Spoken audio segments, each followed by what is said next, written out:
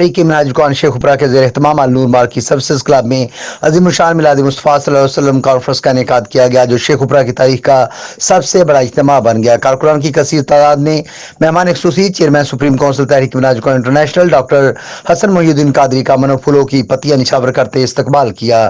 اس میلاد مصطفیٰ صلی اللہ علیہ وسلم کانفرنس میں مختلف شعبہ زندگی سے تعلق رکھنے والی شخصیات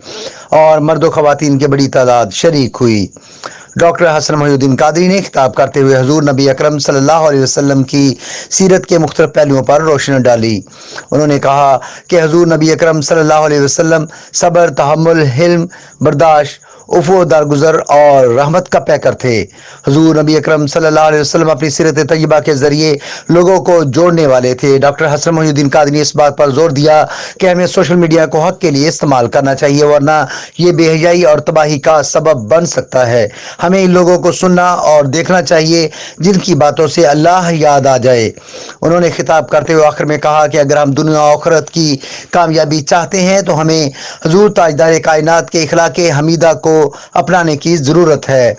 اس موقع پر مرکزی نائب ناظم اعلیٰ تحریک منہاج القرآن علامہ رانا محمد ادریس قادری، میاں زاہد اسلام، رانا وحید شہزاد، میاں انصر محمود قادری اور آصف سلہریہ ایڈوکیٹ کے علاوہ علامہ عدنان وحید قاسمی، ملک ناصر کلیم ایڈوکیٹ، عبدالحمید مصطفی، میاں سرفراز، ظفر اقبال سلہریہ، ملک شکیل آوان، شبیر مغل، علامہ اقبال اکبر، رانا ذوالفقار، علامہ عطاء المصطفیٰ، علامہ خالد سعیدی، خالد محمود منہاجین، مار شفیق احمد قادری، ام حبیبہ، سیما نور، مسز آسیہ حمید، راحت ممتاز، مسز عظمیٰ ناصر سمیت تحریک منہاج القرآن شیخ اپرا کے جملہ فورمز کے قائدین و کارکنان اور شہریوں کی ایک بڑی تعداد نے شرکت کی۔